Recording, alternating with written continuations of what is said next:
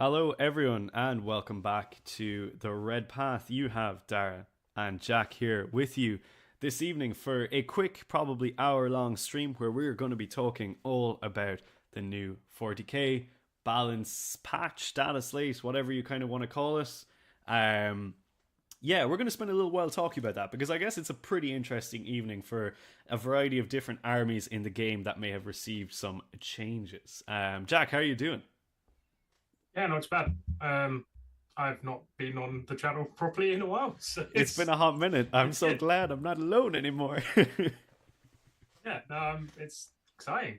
I a disclaimer at the start. I feel like I should say is I still haven't played a game of tenth yet. How much shit I've been chatting in Discord. I have, so I am completely entitled Yeah, to talk shit about 10th edition now. yeah, yeah, Hello, everyone in chat as well. Don, Mark, Queen, Mike, I see you all in there. What's yeah. up?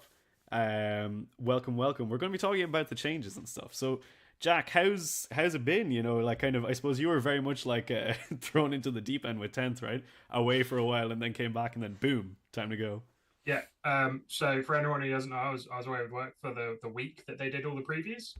Like when all of the army rules were dropping. All of the I think some of the index cards as well. Maybe I missed, but so that was fun. Got back and had to digest literally everything. And I still haven't really managed to do that, which is kind of why I've been gravitating towards simpler armies like Chaos Knights. And the fact that I could write an army list that had 6 models in was appealing to me. But And the fumbly best part Star is now it's even fewer models, right? now has even fewer models. Um, Yeah. I very almost bought 3 big nights literally last night, as Dara will tell you. And I'm very glad I didn't. Look, man, I'm the voice of reason in your ear, just trying to make sure that you don't make the ridiculous purchases. Everyone in chat, if everything is sounding okay, please do let us know as well in chat. We're keeping an eye on it. But yeah, so what we're going to be doing is spending a little bit of time talking about the balance patch in general, and then we're going to kind of pivot and talk about how it affects world eaters, which is really kind of specifically what we're here for. So I suppose the two main talking points for the balance patch are the changes that have happened to towering, which kind of broadly affect a lot of different armies, as well as indirect, which I suppose affects a little bit less armies. And then the changes to Eldari, which affects one very specific army, but I suppose, in a way, affects everyone, because no one wanted to be suffering at the hands of the craft worlds. Jack, how are you feeling about these changes? You know, and in chat, let us know how you're feeling about all this as well. As I say, and it's pinned to the top, if you want to get our attention, drop us a super chat or whatever. We'll try and get to as many questions as we can during the stream, but myself and Jack will be talking a bit back and forth, so I'm keeping an eye on it, but just a heads up, you know, I might not be able to get to everything. Anyway, Jack, balance patch. How was it for you? uh, I mean, it's encouraging, right? It's not like none of the. I don't think. I don't know. I don't think the nerfs that were handed out were too heavy-handed. Some of the towering points increases were large, but towering is a ridiculous keyword anyway. So some of the indirect points increases were a little bit less, but as far as I can tell, although admittedly the main ones I've looked at are Eldar and Desolation Marines. I know Desolation Marines got hit pretty hard. The Eldar change just makes sense, like it's the way it probably should have been initially. Yeah, it definitely feels Um, a bit better, I think, right? Like, it's hard to say, I think, is it necessarily the best way to have changed Fate Dice? I haven't actually seen a lot of Eldar opinions, so if there's anyone who plays Eldar in chat, let us know if you think it's a bit too much.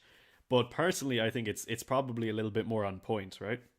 yeah, yeah, sure. And I think coupled with the points changes, because their whole list, like the main Eldar lists, were loads of towering, loads of indirect, and fire prisms, Yeah. and all of that got hit with points increases, including fire prisms. So, although not Because I massive, guess they're part of the indirect, right? Because they can fire indirect yeah, technically. Yeah. yeah, sure, yeah, Yeah. Yeah. but Yeah, it's an interesting one. Like in my mind, so the way I was kind of saying it to you, and I said it to a couple of people in Discord, I don't really see Eldar's win rate dropping that much from where it is now. This might be a little bit controversial. I don't see the win rate going down from, you know, it's at about 70% now, which is obviously disproportionately high.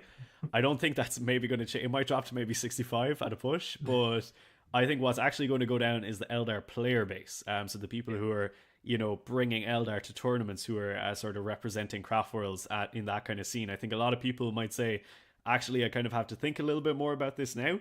But the people who are going to kind of stick with Eldar, I think they're still going to be able to put in some very, very powerful results with the faction. Mainly just because I think it's an army that is very much a toolbox, and there's a lot of ways that they can actually pivot away from Wraith Knights, which I think, you know, a lot of people are saying they're still good. I don't really think they're amazing anymore, and I think the Eldar Index has a lot of really good options. But what do you think about that, Jack?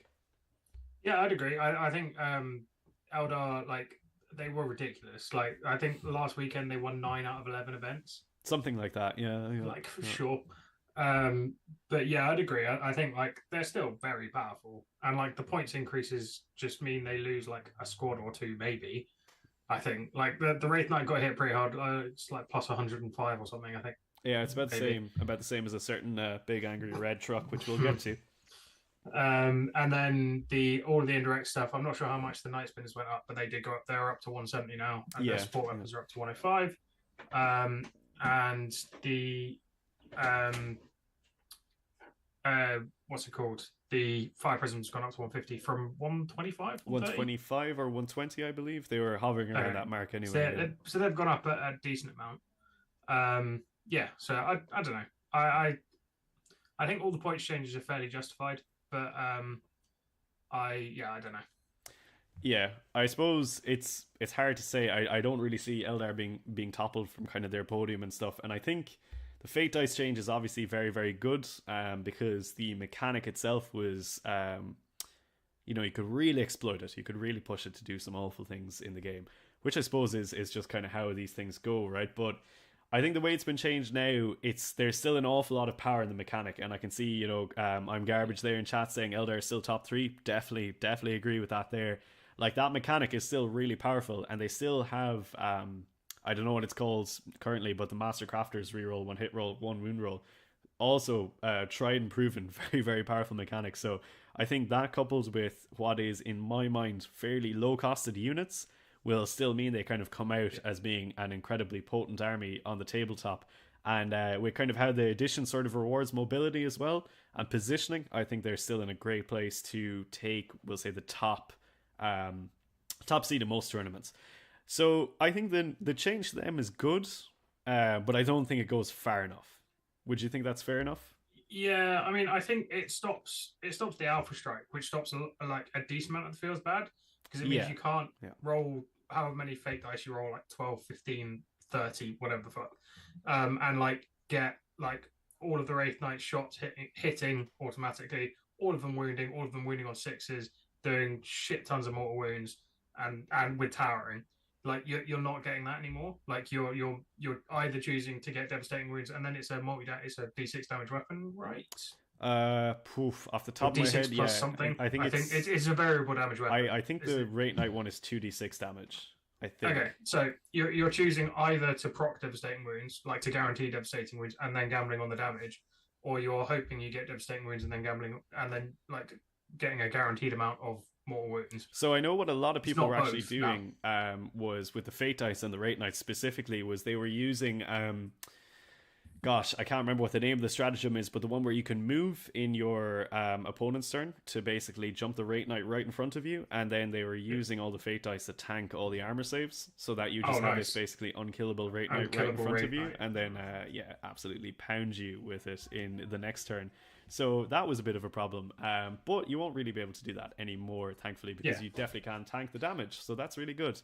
So I suppose the question is going to be, maybe do people pivot to, we'll say, to Eldar units that kind of will do an awful lot of damage all at once. As Don is saying in chat, the power was to make them immortal. Fire and Fate, that's the one. Right. Thank you. Okay. So like, it'll be interesting to see how they pivot, but I think you actually hit on a really good point there, that the main sort of change that this will bring is that it'll actually become a game between two players rather than just the Eldar player front loading a massive amount of damage in the first turn and then absolutely ruining your day. So maybe there's a bit more play to them now. I don't know. I think, as I say, the very, very good players and the generally good players, like your 3 and 2 and above players, they're still going to have great success with this faction. There's no doubt about that in my mind. But you know, there's a challenge to the army now, and that's fine.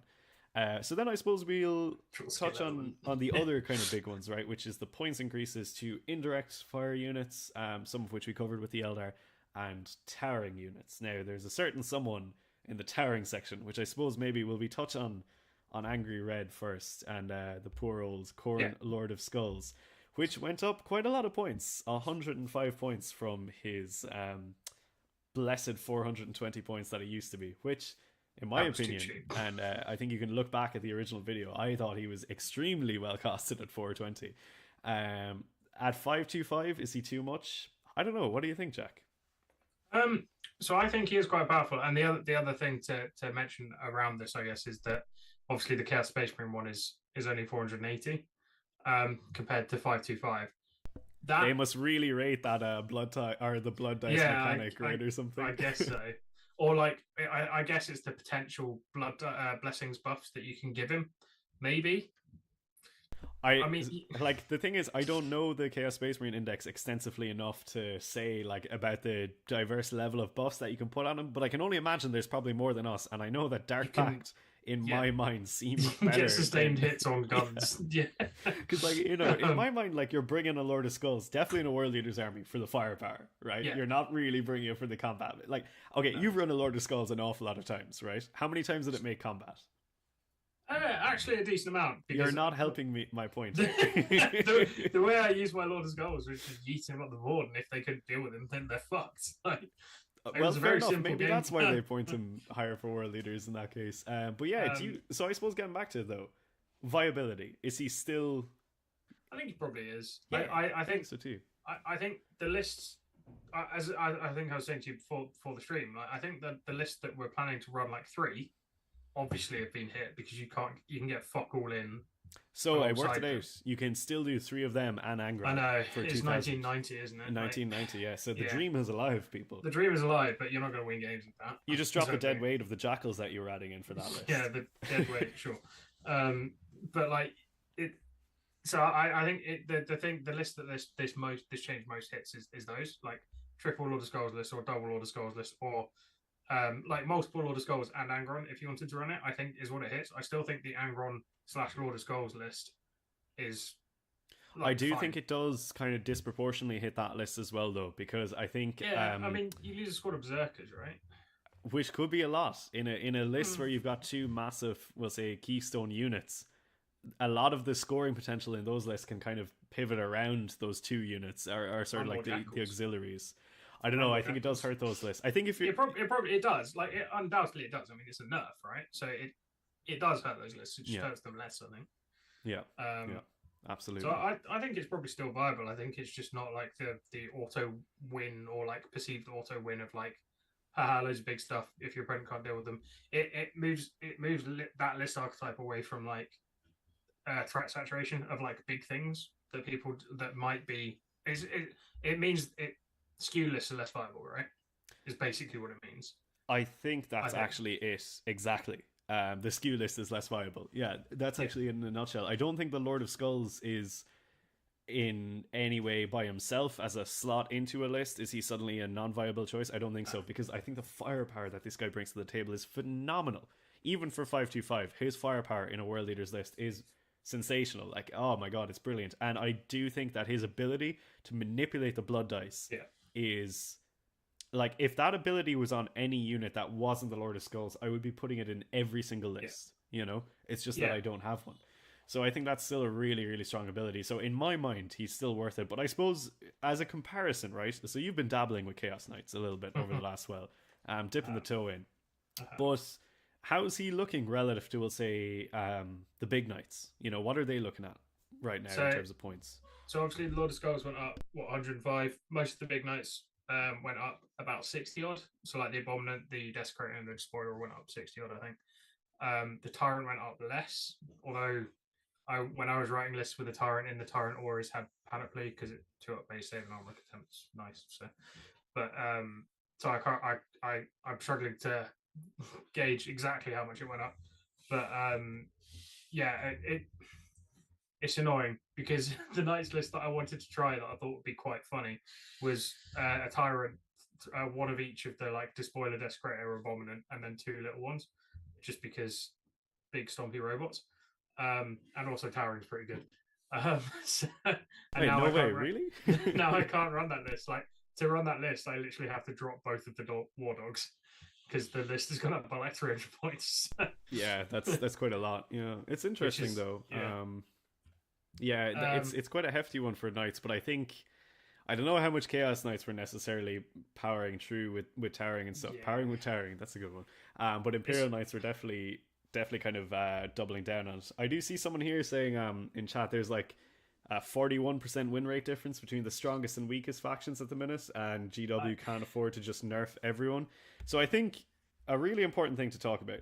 It's an interesting point, right? But we have, what is it? 2 weeks of data looking at, and I'd say some total maybe 20 tournaments across 2 weeks of actual tangible data. The win rates at the minute aren't actually going to make any sense because one person doing well at an event can actually skew the whole thing. I saw the Deck Guard Discord was on like copium when someone did quite well in an event. They were like, "Oh no, GW are not going to improve us now because one person did well." So that's kind of the level of skew that can happen at the minute. So I wouldn't worry too much about win rates right now. I'd say maybe let's revisit win rates in a month and a half, 2 months, and then actually look at what's actually happening, because an awful lot of people just haven't been to events, right? I would say 99% of the people who are playing 10th edition of Warhammer have not yet gone to an event. So I don't know really how much the win rates are going to actually matter. Avocado Boss is saying that GW also took Jack's beard as well as the Kalos. I took my own beard because it's hot. Yeah, that's fair. That's fair. But yeah, it's an interesting one, I think. And then obviously changes to Indirect. No World Leaders player is going to be sad about that because no one wanted to be blown off the board by Desolation Marines. However, I kind of have a bit of a bone about this. So I don't think the Terran keyword should have changed. I don't really mind it as it is. But the Indirect keyword should have probably been changed. And I'm a little bit salty that they were like, you know what, we'll just fire up a load of points instead of actually looking at what is the problem. To be fair, Desolation Marines did go up from apparently 24 points a model to 34 points a model. Yeah, but they were ridiculously undercosted. Yeah, they were ridiculous. They were so undercosted. But it is quite funny. I mean, so fair though, and like apparently the guard tanks didn't really go up by that much either. So it's kind of like I okay, didn't even look at cool. guards. Are guard good at the moment? They're decent. The problem with guard is hello Rin, good to see you in chat. The problem with guard is, as always, there's a massive player pool and half the players are like role players basically. Yeah, okay. Yeah. So that's always a problem for guards win rate in tournaments, which is it is what it is, I guess. But yeah, so I think the problem with Indirect was not really the points associated with the units. The problem with Indirect is the rules, and they haven't been changed because there's an awful lot of Indirect in the game, which has the keywords heavy and ignores cover, which basically are two keywords that ignore the indirect fire keyword. Not be on indirect guns. Exactly, yeah. So like in my mind, what they should have done was say, if you've got indirect fire, you can never be affected by hit roll modifiers that improve your ballistic skill in any kind of way, shape or form. Maybe if there's like ignore cover ones, like the conflagration rockets from the Exorcist, I'm like, all right, fair enough, you're dropping flamethrower bombs on top of people. Like they probably should ignore cover. But I think it's still problematic in the sense of like, sure, these units cost more now. Is costing a unit out of viability a good strategy for fixing the game? I don't think so, especially when you've taken away one of the ways you can adjust those costs with the fixed war gear costs now, right? So I don't know. What do you think about the indirect changes? Yeah, I mean, as you say, I feel like it should just work like Overwatch. Like people should only be able to hit on stasis with indirect, and like I've seen that thrown around a few times, and it makes way more sense for me. That or just like make it less common. There's loads of guns that just have it that like maybe shouldn't have it. Yeah, there's a lot of weirdly the Demons Codex has an awful lot of indirect. Like I think of course it does. Kairos Fate Weaver and a bunch of other Zinch stuff is just like, yeah, magic through the wall, and like Thousand Suns are like, you see that wall? Well, we don't. You know? So okay, that's not great. Yeah, I don't think they've gone far enough because I think because I remember that this has been their approach to indirects fairly consistently, right? It's been upping points. Like I remember when I first got back to the hobby, the Thunderfire cannon was fucking obscene, and then they That's because you weren't there in 8th edition when Thunderfire cannons did bad things to everyone on the table, and we're all still hurting about it. So when I first started, it was like 80 points or something, and then they just slapped 75 more points on it in a points update, and it was like, okay, guess no one's playing Thunderfire cannons anymore. But it's what they've done before, and it hasn't fucking worked before. So like, the only time when there was appreciable movement was when they changed the rules, like at the end, midway through ninth, where they did the which was, I loved that change. I thought it was so good. I see War Boss is calling me out in chat here. My eternal crusade against guard artillery, despite guard direct shooting being the best. I don't disagree with you. I think guard direct shooting is really, really good. It's also I think really good. The problem is, so okay, this is going to be rant. Not a rant. It's like an extrapolation of a thought in my mind. But that's sure. a fancy word for rant. Yeah. So like a lot of people are heavily influenced by content creators who are very competitively focused, which is fine. You know, it's a fine thing to happen, right? But a lot of people will kind of default to their opinions being the right ones the whole time. The Red Path included. If I tell you to bring this many berserkers, you'll bring those berserkers. However, a lot of very, very competitive players take indirect fire in as much quantities as they possibly can because it's the easiest way to win the game. It's not necessarily that it takes a lot of skill to pilot. In fact, it takes almost no skill to do it. And it's just an easy way to get consistent results at a tournament. And you just have to have about 5 brain cells to make sure that it works. But the problem is that a lot of people don't really think outside the box then when they're actually coming to their own collection. They're like, oh, well, this person said it's good, so I won't actually evaluate anything else. And that's really apparent in the Guard Codex when there's a load of fantastic options in there. Like you've got Lehman Russ battle tanks, the Rogel Dorn. Their infantry actually seem to be really good now as well. You can bring them in massive squads. So like I think they have a load of viability outside of their indirect, but people kind of default to it because it's the easiest way to play the game, or it's presented to them as the right way to play the game. And it's a bone I have to pick with the whole kind of thing because it's a very personal thing as like the right way to play the game. You know, like the right way to play World Eaters towards the end of 9th edition was to run tons of 8-bound. But I wasn't doing that because it wasn't working for me. And I found a different right way to play my game. And I think people need to kind of explore that concept more to understand their own personal playstyle actually has a massive factor on how well they do. And yeah, I think that's kind of like a little bit why indirect is often a problem, because it's sort of a trickle down system where very, very good people are bringing it, and then it kind of trickles down into the main player pool, which is like your kind of 3 and 2, 2 and 3 player group. And then they start bringing it and it doesn't really work for them, and they're like, oh, why isn't this working for me, or whatever. Or, you know, people who are in that 3 and 2 bracket like you and me get subjected to guard artillery lists day in, day out, and it's not that fun for us, right? So I'm not sure I necessarily agree with it not working for people, because I think the whole point of like the whole reason that like shooting is better than melee is because there's far less risk involved. Like you don't have to extend yourself as much to shoot something's death rather than hit something's death.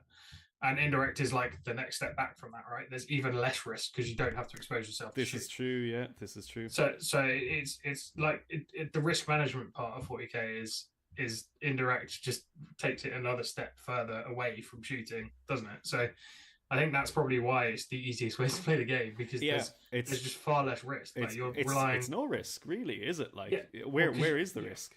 Because you're relying. So instead of if you break it down to like really simplistic, like shooting, you rely on your hit, wound, and whatever rolls, your opponent's save rolls, and that's what determines how well you trade.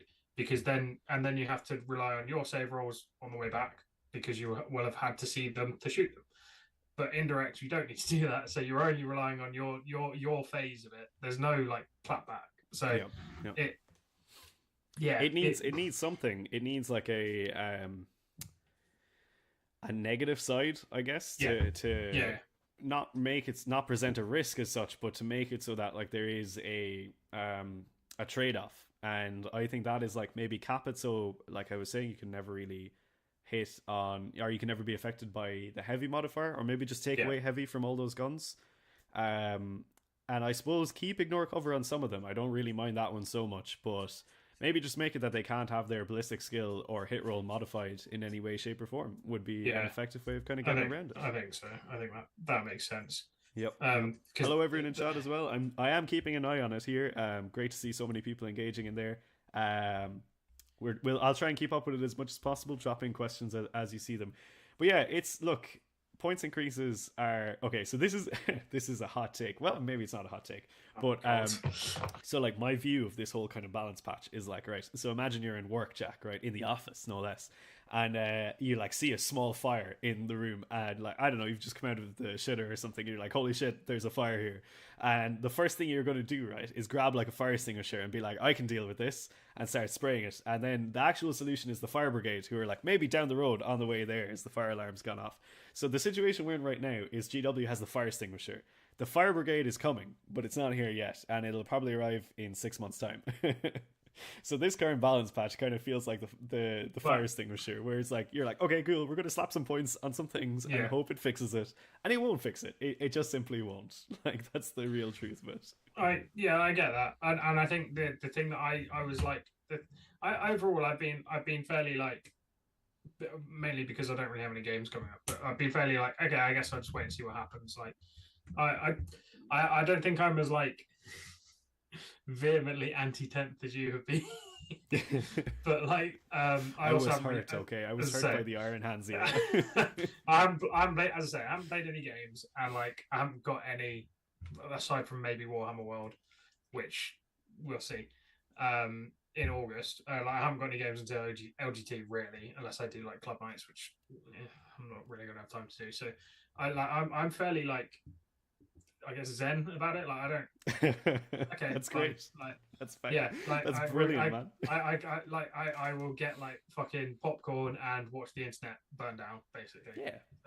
Yeah. So I'm like, I and like the changes seem decent. Like they're at least in the right direction.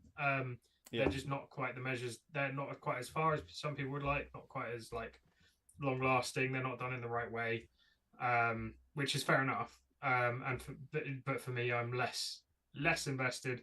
The thing that did worry me a little bit because I watched the MethWatch video today was them saying they're inverting balance slate and points. Yeah. So the points are going every 3 months and the slate's going every 6 months. So I think that would be fine if we were still in 9th edition. Yeah. And I think that's where they base it off of. I think by the end of 9th they were like, actually we should be doing the points more regularly, the slate. But in 10th edition, when there's so many core rules that need to be ironed out, it doesn't really work the same, does it? No, because there are rules that are just like towering and indirect are just like are the two ones at the moment. Points aren't going to fix that. Points aren't necessarily going to fix those, especially because you've got armies whose whole identity is one of those keywords, right? So you can't like nerf the keyword without crushing the army. Yeah, I don't really hate towering. I actually just don't really mind it as a rule. I mean, as I say, I haven't really like encountered it in a practical setting, so I don't know how oppressive it is. And I feel like it's still one of those like, if terrain's bad, then it will be bad, but if terrain's fine, then so I think this is another really important point that you just said there. Like WTC boards and UKTC boards have those blocked out windows on some of their runes, which obviously towering can't interact with. So I think that is a bit of a boon there. So I'm not sure. What's going on here? Khorne is going to Warhammer World on the 12th of August. Is that when we're due to be going? That's what I told you. Cool. We will potentially be there. Potentially. I'm leaning more on the side of actually wanting to go now, rather than not wanting to go, which is probably a good thing. I'm really coming around to 10th edition. I'm flip-flopping hard. But okay, so we've talked about some of the changes, and let's talk about world leaders for a little bit and how these changes may or may not affect world leaders and kind of what the shape of world leaders is going to be like for the foreseeable, because we're not going to have another balance patch until October, I think. Early October. It'll be the week. I reckon it'll be the week after LGT, because LGT is the week after.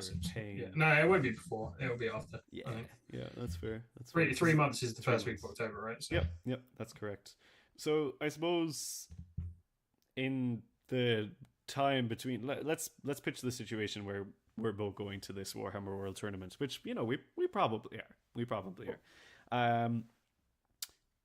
How are you feeling about World Eaters now after the balance patch? Are you feeling better or worse?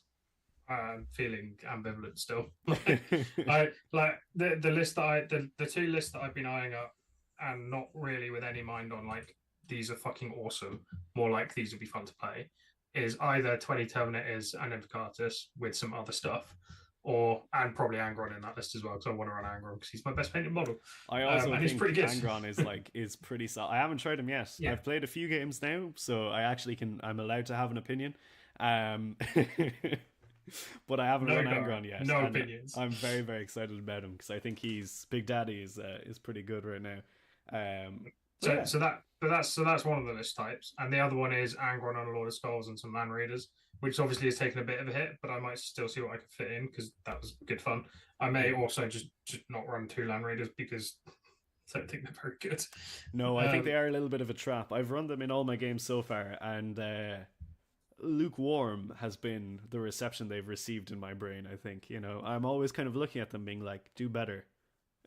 So yeah, I don't know. It is all hypothetical, of course, because as Iron Dan has said in the chat, I am a White Scars main. I'm literally painting White Scars right now. So this is true. I on the other hand, I'm sticking to the Red Path ethos of actually playing World Eaters. So, but yeah, I don't know. I think they're like still in a pretty okay world. As Warboss says, World Eaters are more balanced because I'm allowed standing objectives again. I'm telling you guys, I put that diagram in Discord. God. That was like an awful moment for me. I'm so glad that you can say. Okay, so this is a good kind of tangent as Warboss has brought it up. I actually think the thing that I like the most about the last change or the changes in the last couple of weeks is mission packs coming out from both the UKTC and from GW themselves.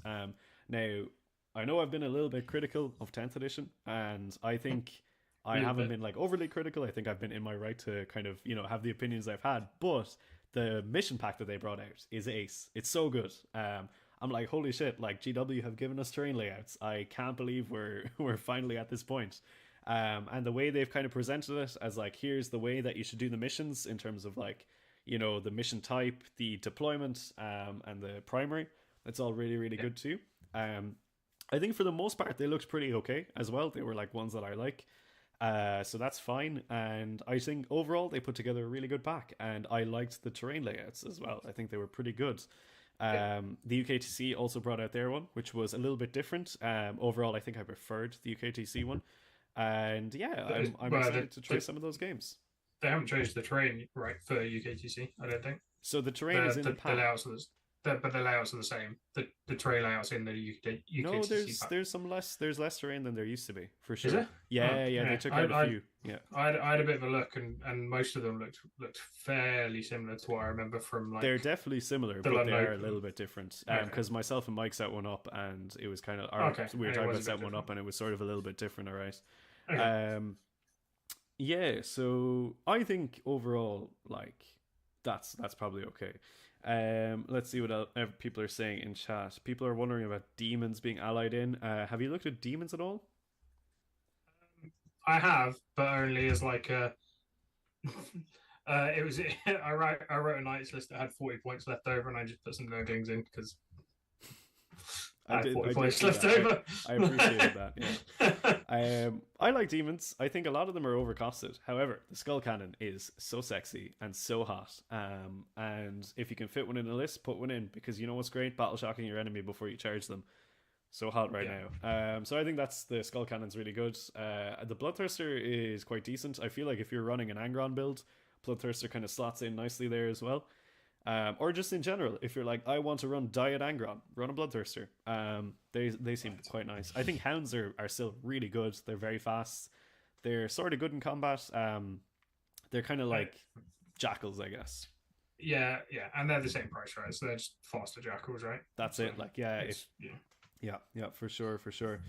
So I also think if we're talking about how the changes have affected World Eaters, I think the indirect fire nerf points increases is indirectly good for Jackals because it means they're less vulnerable to like standing on back objectives, right? Less vulnerable to existing in general, and the sudden cessation of that existence is a big one from stuff they can't see. Yeah, so definitely the indirect fire nerfs for Jackals is big, and I do like the jackals. Mark's going on about the dogs in chat that you can deep strike them as well. Yeah, the dogs are brilliant. Like flesh hounds are just really really good. And I suppose some people are mentioning knights as well as like a potential ally. I know the brigand was hot Brigands on you and ballistic Jamie's skill mind. 2. Yeah, ballistic skill 2 now for some reason. That's wild. So ballistic skill 2 on like a 12 shot, I think, still on the Gatling. And then it's also 2 shots on thermal spear, which I never really liked because it was only 2 shots. But if you're hitting on 2s, it's suddenly a lot more reliable. So for knights, the way allies work now, you can take 3 little ones or 1 big one, which is pretty cool. I'm not sure if it specifies they have to be 3 of the same type, but I think brigands are more naturally like a complement to world Brigands eaters. or what's the other dude? The executioner. Executioners aren't as good just because they're still flat damage 3, which is lovely, but they are 3 up, ballistic skill 3 still, and they are AP 1 now, I think, which is they good. did get an AP reduction. And they're flat number of shots, which is the average number of shots they used to have, so it's 4 per arm, I think. So kind of comes out in the wash. But like AP 1 and not getting access to +1 to hit hurts, I think. And with the way toughness is splayed a bit, I'm not sure they don't fulfill the same role. Because they're like strength, the autocannons are like strength 9, I think, which means they're not really anti-vehicle anymore. Whereas they could do a job at anti-vehicle regardless of the vehicle. Back in Ninth. Back in the good old days. Yeah. Whereas the Brigand have like dedicated anti-tank with the thermal spear. So yeah. Also sense. Fucking stubbers for everything. The Dabbler stubbers got a glow up. Oh really? Rapid fire 3 now, mate. That's pretty good. Yeah, they can get like 6 shots at half range, which is sick. Interesting. The winner of the Knights Codex is the Despoiler Rapid Fire Battle Cannon. It is 72 inches, strength 10. I can't remember the AP, not much. Flat 3 damage. D6 plus 3 shots, and it is rapid fire D6 plus 3. I did see that one. So that's a very good gun. Yeah. Double battle cannons, you can get 4d6 plus 12 shots at 36 inches, which is gross. So instead of some brigands, take that. Or a Desecrator is also pretty good because it has big anti-tank gun that's 3 shots and has devastating wounds against vehicles or monsters, I think, or Titanic. But it's there are shooting options in the Knights Codex. Nice. That's what you're looking for. And I'm a big fan of adding shooting to World Eaters, as everyone who's watched channel should know. So I, on the other hand, am like, what if we ignore the shooting phase altogether and just go fucking wide on bricks of units? So I'm actually quite hopeful with these changes, how kind of my list archetypes are sort of shaping up. So I'm trying out my latest iteration this weekend now, which is just 4 bricks of doom, 3 squads of 10 Zerks and Masters of Executions in each one, 10 Terminators, Land Raider, 2 Rhinos, and 30 Jackals in there as well. That's it. It's so simple, but you know what? I've always found that the simplest lists are the ones I seem to have the most success with. And I think, obviously, as you're saying, with the indirect points going up, that's great. It'll help my boys out a little bit. And with Eldar potentially not being able to super easily rinse my Land Raider in one turn, that's also quite nice. But yeah, they still will be able to. I mean, they will, but it'll take a little bit. They can't just do it by default, right? Do it and then kill the rest of your army as well. Yeah, that's true. I don't know. I think it's like I need to play more games, and the way the missions are kind of structured, I'm going to mess around with some tactical secondary objectives this weekend. I'm gonna draw from the deck. Ooh. So I'm very excited about that. I might even do a gambit. Who knows? Woohoo! But yeah, I think it's actually probably reasonably okay. I'm kind of like, I've gone from my ultimate depression phase, which lasted a while, and it's still sort of there in the back of my head, not gonna lie, and now I'm just like, cool, what if I just pretend it's 8th edition all over again, and it's very, very difficult to play World Eaters. Maybe I'll enjoy it. I mean, yeah, like that was fun. That is how we like came up, right? And for me at least, I was not good with a good codex. I was only ever good with a bad codex. So yeah, I'm happy for us to be worse again. That's true. And I don't know if we're like necessarily like bad as such. Bad. I think it's definitely not bad. We're mid tier, I think. I would say, yeah, we're very mid tier, and I think of like the combat armies. I don't think there's a combat army that's better in the game than us, because we have a lot of speed, and we actually have a pretty good damage output. Yeah. Like I compare us to, we'll say, Blood Angels, which is the one that comes to my mind in terms of other combat armies, and like they're, I would say, fairly inferior in comparison. Um, so I think that like we kind of have the upper hand in the combat game.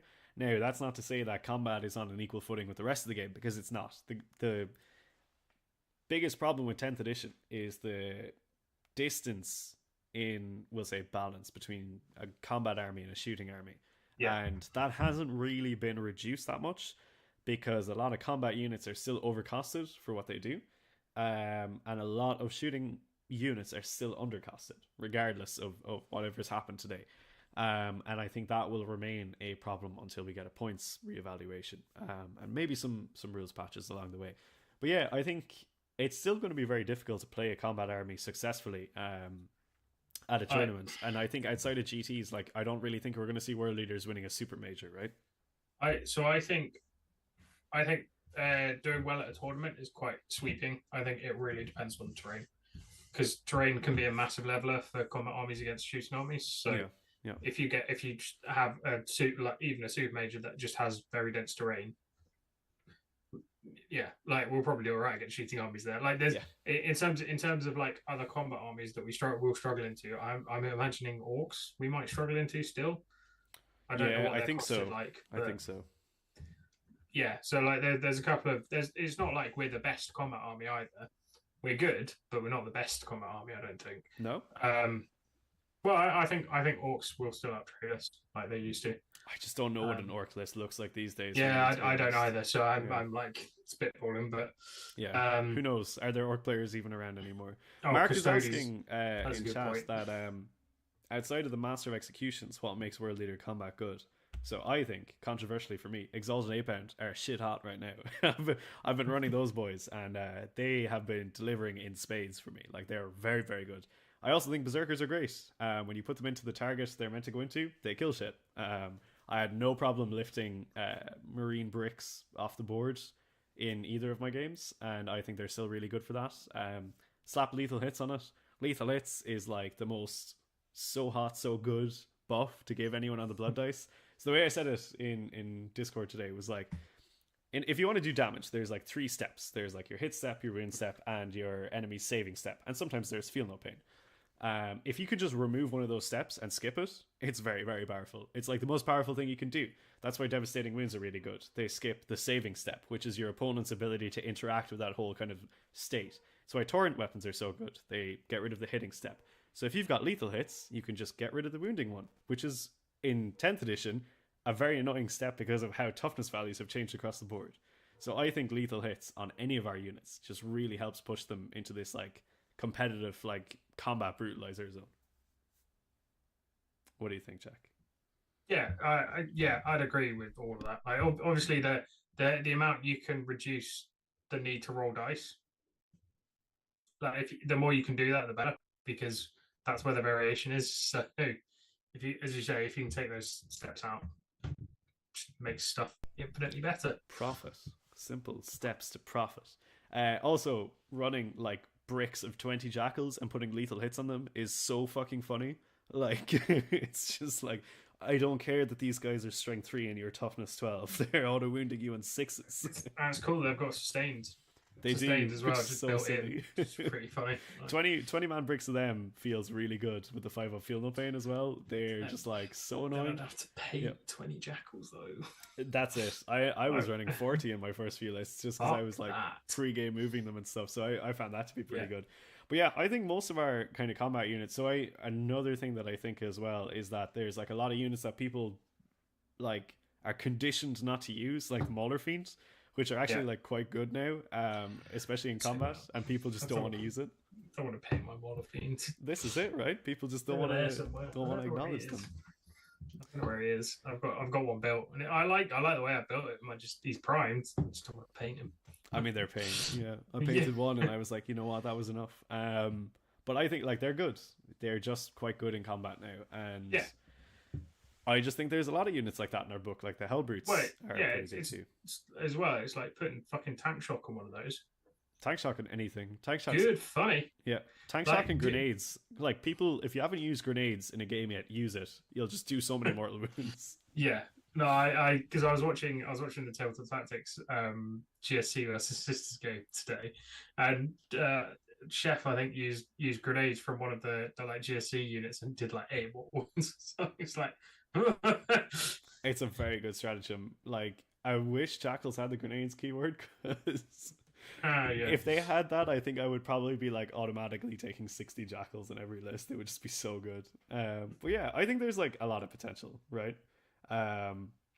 There's a lot of like different ways that we can kind of build our armies, and I think the playscape has opened up a little bit with the changes that we've seen today. Not crazy amount for us.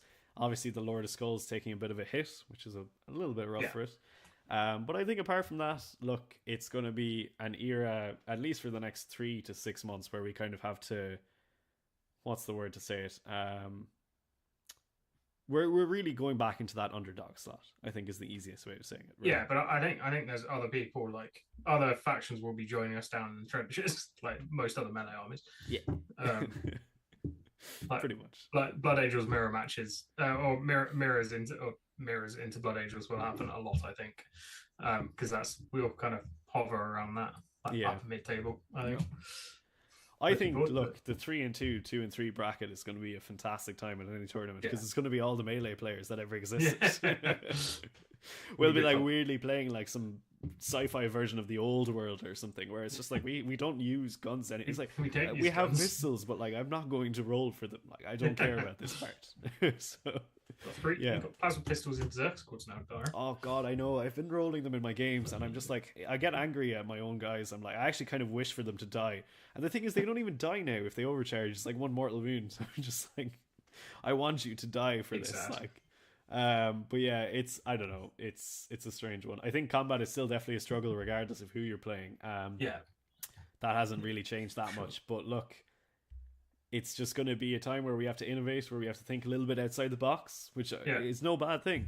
It's a great time if you want to put a positive spin. It's a great time to kind of upskill and look at ways that you can reapproach the game and sort of do things a little bit differently. And that's what I'm going to be trying to doing anyway. I think that's the way to look at it, isn't it? It's like list building is quite a lot different from how it was in our actual codex, and then how it was in CSM, and how it was in 8th. So like, there's been a lot of evolutions, and we can respond to the meta. Like, I mean, even between like today and yesterday, there are list changes, right? Because now we don't want to run like double, triple claws. Exactly. So like, you can run Jackals, you can run way more Jackals without fear of all of them dying instantly. I do think that indirect fire. In general, between 9th edition and now, there is like a lot more scope to build different lists, which are equally viable. Which personally, I'm a huge fan of that. You know, like I would say someone could put in like a double Mauler Fiend list, and it would be as good as my Berserker Rush list, which would be as good as an 8-band spam list. And I'm kind of here for that energy. Like I said before, I think the internal balance is actually pretty good for us. It's maybe the external balance that is the problem. Marcus pointed out Helldrakes is one of the units that people haven't been looking into. You know what? I'm going to continue not looking into that one for a while. Yeah, I'm going to leave that one on the shelf so I don't have to use it. But yeah, I think we'll probably start winding up the stream around abouts now. But so if anyone has any questions or anything, start firing them into chat. Now would be the time. We'll try and get to as many as we can. But yeah, Jack, in general, feeling okay? Ambivalent, as you said, is kind of I know. I think I'm feeling alright. I'm like, as I've said to you, like I've still got the ticket for the August tournament. Like, I'll go. I think I'm going to go as well, and just treat it as good memes. Have some pints. Just need to write a list, and then book a hotel near the tram, so I don't have to drive. That's true. That's true. Well, you will have to drive because I'll be flying in and expecting my chauffeur to pick me up. You can get a train from East Midlands Parkway to Nottingham. Not the East Midlands train. I hate it so much. I think it'll be fine though, right? Yeah. No, it'll be good. And I mean, as you say, if nothing else, get some pints. I might take a Smash Bros list that's just loads of big stuff. So please do, because I'm going to take like the small man list, you know. So I either win really quickly or lose really quickly. I reprimed my Abominant now, so I might paint that up and run. That'd be cool, yeah. Angron, Abominant, Lord of Skulls, and then whatever else I can fit in the list. I'm here for it, man. I think that'd be really easy to transport as well. Quick to take off the table when you come up against Sildar, so that's great. Very fast into Bugmans then. and I'll be there shoving around, like picking up my like 60 odd berserkers, just like, oh my god, my back's gonna be killing me. No doubt there'll be like a heat wave as well or something like that, and we'll be baking inside the hole. Yeah. And because your models are smaller, they'll melt sooner because there's less. And they're made of resin as well. Whereas and my stuff is bigger. Yeah. So yeah, the toxic fumes might actually spontaneously combust. Yeah, okay. Potentially, yeah. I could actually be dead at the table. Rin says, for each of us, what's the happiest change? What, from 9th into 10th? Yeah. I quite like the blessings change, to be honest. Man, in so terms true. Of power, yeah, so like, true. I quite like it. Having not run it, I quite like it. I think the fact that we don't rely on our stuff dying, which was often what happens to get the first couple of buffs. Yeah, like, or the first buff. Like, I really like that. So. So you haven't experienced it yet, but you will. You will. It's so funny. The first couple of times you throw the dice, the 8 dice, and you kind of look at it, and in your mind you're like, I'm surprised I don't know what this means. But of course you don't, because you haven't memorized the buffs yet. But it's like, I'm looking at them, and I know I was playing my first game with Rory, and he was like, what does it mean? And I was like, I don't know. Like...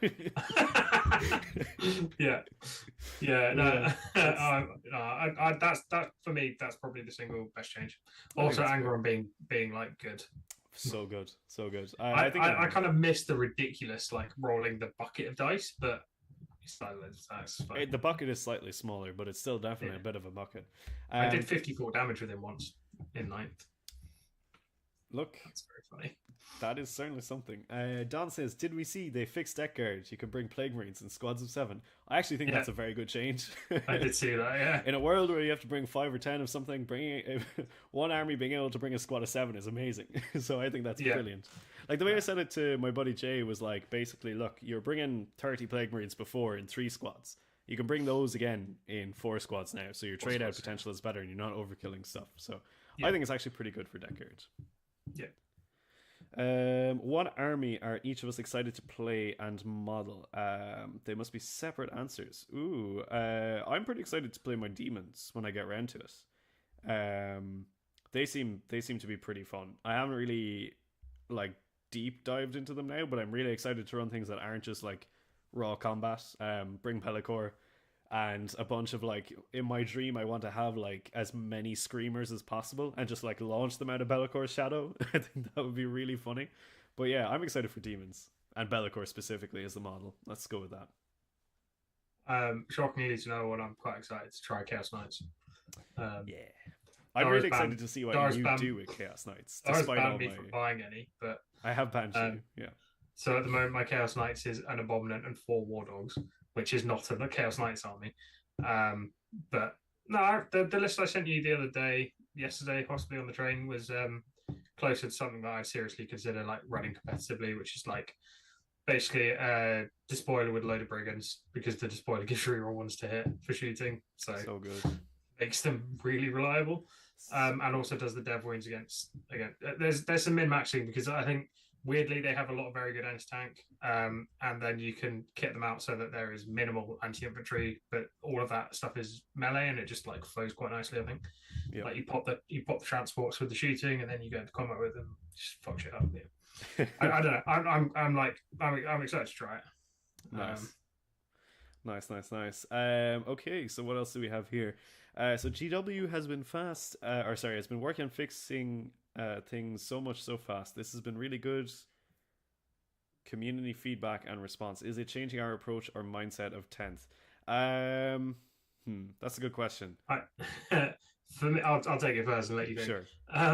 For me, yes, I think it's helping me be a lot more laid back in my approach to competitive, because if they're going to make changes really quickly, I'm probably not going to meta chase or try and meta chase as much as I did, which like obviously was within World Eaters, so it was limited, but still like I did do it. And so I think if they're going to make changes every significant changes every 3 months, which if they're tweaking points, you'll expect them to be fairly significant changes, I think. I'm probably not going to do that. I'm probably just going to run fun stuff. Hence, loads of big stumpy knights. Yeah, that makes sense. That, funny enough, I can magnetize really easily. So true. Yeah, I think that's very fair. Has it changed my approach or mindset for 10th? A little bit, I would say. Not hugely. I'm still very disappointed with how it launched. And I think my main disappointment is kind of like they knew that a lot of this was gonna be bad, and it still was kind of pushed out regardless. It still kind of feels like we're being fed an alpha test or a beta test, and I don't think these changes necessarily really are going to do enough. And I think we're actually going to be living with what I would consider to be quite an unhealthy meta for a fairly long time. 3 months, at least 3 months. 3 months minimum, and I still think it's going to take a really long time to fix all these things. It's better. It's better that they're doing this now, because we could be in a situation like previous editions where we might be waiting a year or maybe even more to get some of this stuff addressed. So obviously it's better, and I think they're cognizant of the fact that people in general would need this rapid fire change. It's very comparable to the gaming industry. If a game launches badly, it's going to crash and burn. And it's the first impression, isn't it? Like, it's exactly. Yeah. It's all about first impressions, and the game can get better over time. But like I know, 9th edition, which started pretty well, some people were still like, I had a bad first game of 9th edition, I'm never playing it, despite how excellent 9 got. And I thought 9 started really well. So the scope to make the edition good, to get it to a very like interesting competitive level, the possibilities are there. It's going to take a lot of work, and it's going to take a focused group of individuals who are willing to listen to community feedback, but not define the rules that they write or the changes they make solely off community feedback, because that is also a recipe for disaster. Like, the community isn't good at rebalancing the rules either. We can point out flaws, we don't necessarily have a good response to those flaws or good solution. So I think you need people who are very kind of tuned in with the rules, who have inventive solutions, and who are capable of, their ego is sort of not so high that they're willing to listen to a lot of other people. And I think that if you can get a group of people who are capable of all these things, the edition can shape up to be really good. Right now, I would say it's still, for me, it's still at a lower tier than 8th edition was, which I still had fun in 8th, but I've played 3 editions now, including this one, and this is the lowest of the editions. That doesn't mean it can't get better. It definitely can. And I'm very glad that they're kind of coming at it with an approach of like, we know some of these things are bad and we're trying to fix them. That's great. Yeah. And we'll see in the next couple of months how these changes shake out. I could be totally wrong, and this could be really fine, and the meta could be absolutely perfect soon. So who knows? So I would say I'm feeling super neutral about the whole thing. I'm not like pessimistic, and I'm not optimistic either. I'm kind of just like you. I'm like, look, we'll see how it goes, and I'll have fun along the way.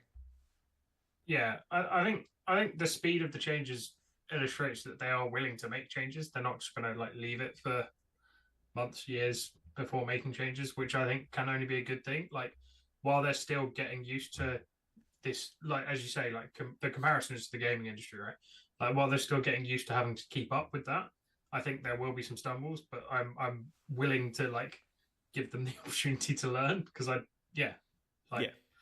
a good thing. Like, I don't think they should be like lambasted for being shit changes if it's like their first attempt at doing like even approaching life balance. Yeah. So yeah, it's growing pains and all that. I see someone is Snake Whips tuning in late, but please cover the why not to buy Knights thing. Right, Jack. Why haven't I allowing you buy Knights? Why don't you tell everyone here who's watching us live on YouTube why you're not allowed to buy Knights? Dara is under the impression that my backlog is too bad, and I have to do some painting before I combine in new models, because I may have accidentally bought Leviathan, which means my backlog has grown by 70 models in the last 2 weeks. You have a purchasing problem, is why you're not allowed to buy Knights. You have too much 40k. Buying big Knights would only increase my backlog by like 3 models. What if we consider the backlog by mass instead of model count? I don't think that's a legitimate scoring system, so I don't recognise your authority. So I pitched the wonderful idea to Jack that why don't we not buy any more 40k until we finish our backlog, which I am sticking to religiously and have been doing very, very well at. I haven't bought anything new. Jack is not. I haven't bought anything new since Leviathan. Which is like the most recent 40k. It's an edition change. You have to buy something. You have to buy it. Yes, you do. I've got Marines. It's a White Scars army. And I've got High Fleet Hydra as well. So, you know. Fair enough. I'm doing painting. I've started my fucking Leviathan stuff. He's literally painting right now. I've got the Fucking whip stern out. guard. I've done some stern guard. Look, you're doing great. You're doing great. And if you want knights, you can have knights. Oh, stern guard. But yeah, look, I think we'll probably start wrapping it up there. We've been streaming for about an hour, and we've kind of gotten through the balance patch, how it affects world leaders, and what we're kind of thinking about the future of world leaders, at least for the next 3 to 6 months, and potentially what we're going to be doing during that time. So I think it's been pretty fun. Everyone who is tuning in, thank you so much for hopping in the chat and saying hello and all that good stuff. As always, if you want to support us, you can catch us in Discord. We're on Patreon, Spotify, Twitch, YouTube. All the links are in the description down below. I've been Dara, this has been Jack, and you've been watching The Red Path, and we're going to be back this weekend for more of our Getting Started series, where we're going to be covering the Jackals, which is going to be super exciting. Can't wait for all that good stuff. Yep. But yeah, any final thoughts before we close this one out, Jack? No. Stop bullying me about my backlog. Let me buy knights. Let me be happy. We're going to cover this offline, okay? You and me, we're going to have a private discussion about it. It's spark joy. All right, everyone. Thank you so much for tuning in. We will catch you all in the next stream. So until then, folks, stay healthy, stay safe, and kill, maim, burn. Perfecto. We are out.